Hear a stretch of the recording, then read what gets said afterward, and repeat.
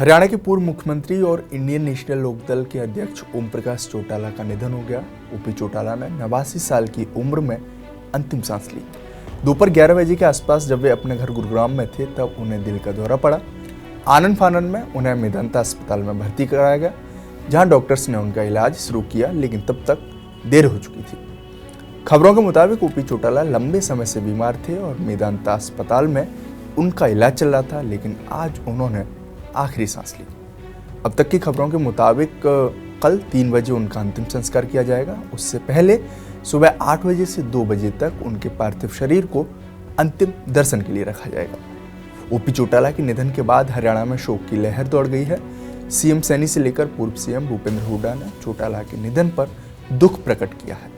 CM Saini ने social media platform x पर post कर लिखा है कि इनेलो सुप्रीमो एवं हरियाणा के पूर्व मुख्यमंत्री चौधरी ओम प्रकाश चौटाला जी का निधन अत्यंत दुखद है। मेरी ओर से उन्हें विनम्र श्रद्धांजलि। उन्होंने प्रदेश और समाज की जीवन पर्यंत सेवा की। देश व हरियाणा प्रदेश की राजनीति के लिए ये अपूर्णीय क्षति है। प्रभु श्री राम से प्रार्थना है कि दिवंगत पुण्यात्मा को अपने श्री चरणों में स्थान और शोकाकुल परिजनों को ये दुख सहने की शक्ति दें। ओम शांति। वहीं पूर्व सीएम और कांग्रेस नेता भूपेंद्र हुड्डा ने कहा है कि ओपी चौटाला के उनसे अच्छे संबंध थे, वे बड़े भाई की तरह थे। सुनिए और क्या बोले भूपेंद्र सिंह हुड्डा। और कांग्रेस की राजनीति में बहुत लंबे समय तक साथ रहे और वो ओम प्रकाश जी जब मुख्यमंत्री थे तो मैं विपक्ष का नेता था। इस प्रकार से विधानसभा में भी हम इकट्ठे रहे और काफ़ी हमारा संबंध था और उन्होंने अपने जीवन काल में सेवा करी है। सब मानते हैं कि एक युग का अंत हुआ है आज, क्योंकि बहुत काफी सालों से वो पॉलिटिक्स में थे। वो लगता नहीं था, अभी तो सब वो थे, सक्रिय थे। ऐसा नहीं लगता था इतनी जल्दी वो चले जाएंगे, लेकिन ऐसा अभी मेरे को तो अभी पता लगा। हाल फिलहाल में आपकी कोई बातचीत, कभी मुलाकात हुई या आपकी कोई अच्छी याद उनके साथ जो आप याद करते हैं आज उनको? अभी तो सोच के बताऊंगा कि यादें तो बहुत हैं, अब तो फिर तो लंबी कहानी है ये, लेकिन याद ये अच्छे व्यक्ति थे, हमारे संबंध अच्छे थे, जैसे मेरे बड़े भाई की तरह थे। चौधरी देवीलाल का भी नाम लिया जाता है किसान नेता के रूप में, आप देखते हैं उनको भी किसानों के रूप में, नेता के रूप में, किसान नेता के रूप। वहीं प्रधानमंत्री नरेंद्र मोदी ने भी ओपी चौटाला के निधन पर दुख व्यक्त किया है। उन्होंने लिखा है कि हरियाणा के पूर्व मुख्यमंत्री ओम प्रकाश चौटाला जी के निधन से अत्यंत दुख हुआ है। प्रदेश की राजनीति में वे वर्षों तक सक्रिय रहे और चौधरी देवीलाल जी के कार्यों को आगे बढ़ाने का निरंतर प्रयास किया। शोक की इस घड़ी में उनके परिवार और समर्थकों के प्रति मेरी गहरी संवेदनाएं। ओम शांति। उधर केंद्रीय नेताओं ने भी ओपी चौटाला के निधन पर दुख प्रकट किया है। आइए आपको ओम प्रकाश चौटाला के राजनीतिक सफर के बारे में बताते हैं। 1 जनवरी 1935 को सिरसा जिले के डबवाली में पड़ने वाले गांव चौटाला में जन्मे ओम प्रकाश चौटाला कैसे 4 बार हरियाणा की सत्ता पर काबिज रहे, कैसे वे 1, 2, 3, 4 नहीं बल्कि 7 बार विधायक बने। तो ओपी चौटाला भारत के पूर्व उप प्रधानमंत्री देवीलाल के सबसे बड़े बेटे थे। कहा जाता है कि चौधरी देवीलाल हरियाणा के सबसे लोकप्रिय नेता रहे। चौधरी देवीलाल एक ऐसा नाम थे जिनके बिना हरियाणा की राजनीति अधूरी मानी जाती है।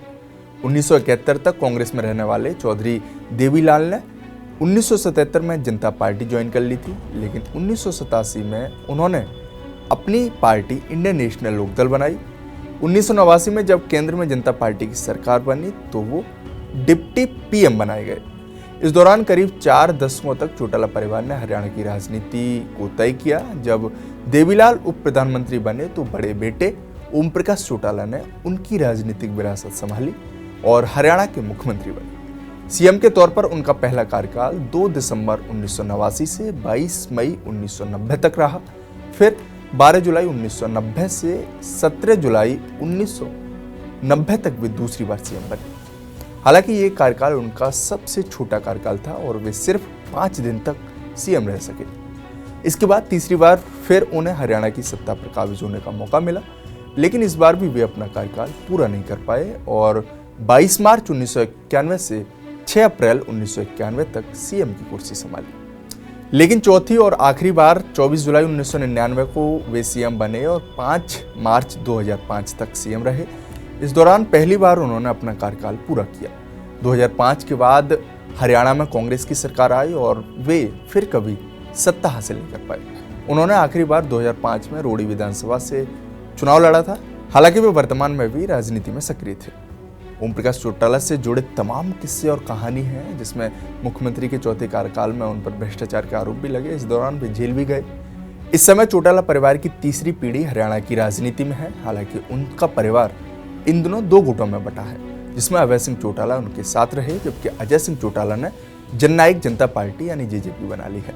हालांकि बीते हरियाणा विधानसभा चुनाव में इनेलो और जेजेपी दोनों ही दलों को बड़ा झटका लगा, जहां जेजेपी का इन चुनाव में खाता भी नहीं खुला, जबकि इनेलो केवल 2 सीटों पर ही सिमट गई।